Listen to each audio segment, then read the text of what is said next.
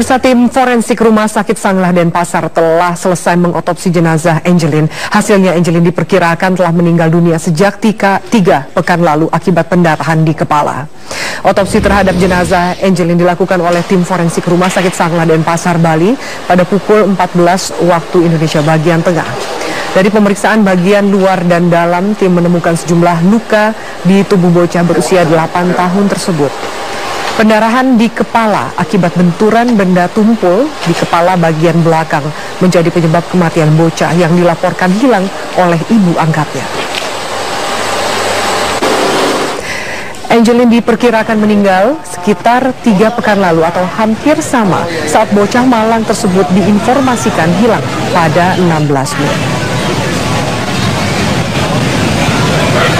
Dari hasil pemeriksaan luarnya, kami temukan ada beberapa luka memar pada hampir seluruh tubuh, jadi di daerah wajah, kepala, leher, tangan, lengan, paha, bokong, dan di punggung kaki dari korban.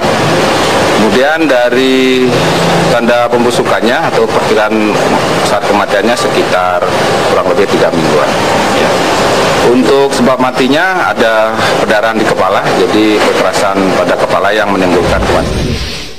Dugaan penganiayaan Angelin hingga tewas dengan tubuh korban dikubur makin terkuak. Sore tadi, tim Lafor Polresta Denpasar menemukan dan menyita sejumlah peralatan yang diduga menjadi alat untuk mengubur Angelin di belakang rumah tersangka. Tim Lafor Polresta Denpasar menyita sekop, cangkul, dan kain spray yang diduga digunakan untuk mengubur tubuh Angelin. Alat-alat ini ditemukan di rumah ibu angkat Angelin di Jalan Sedat Malam, Kesiman, Denpasar Timur.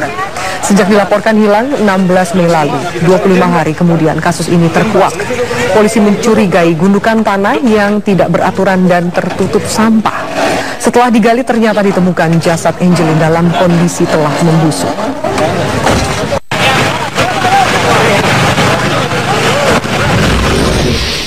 Sebelumnya, Hamidah, ibu kandung Angelin, histeris saat mendatangi kamar jenazah Rumah Sakit Sanglah Denpasar, Bali. Di depan kamar jenazah, Hamidah meminta pelaku pembunuh Angelin dihukum mati.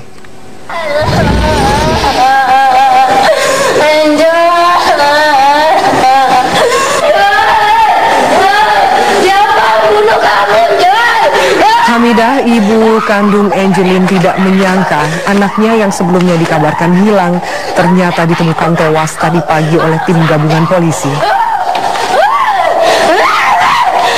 Hamidah sempat meminta pintu kamar jenazah dibuka untuk bisa melihat jasad anaknya untuk terakhir kali, namun tidak diperbolehkan pihak kepolisian.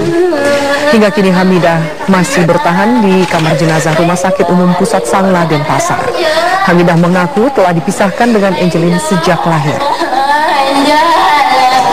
Buka pintunya, Angelin, udah datang. Angel.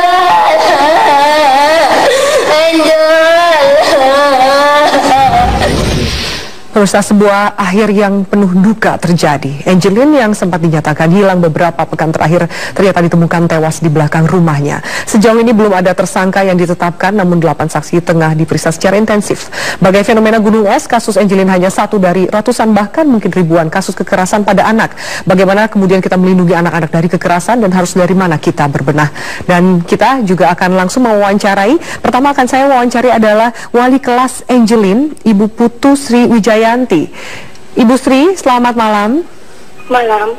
Ya, Ibu Sri, kita turut berduka cita mengetahui bagaimana akhirnya kondisi Angelin ternyata ditemukan tewas di belakang rumahnya sendiri.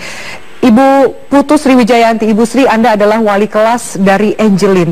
Bisakah Anda ceritakan Angelin itu sosok anak yang seperti apa yang Anda ketahui selama ini? Seperti saya ketahui, Angelin anaknya pendiam, pemurung, bergaulnya kurang, komunikasi kurang juga. Kesehariannya hanya diam, kalau waktu istirahat hanya diam, duduk dengan manis. Saja yang sehariannya saya lihat.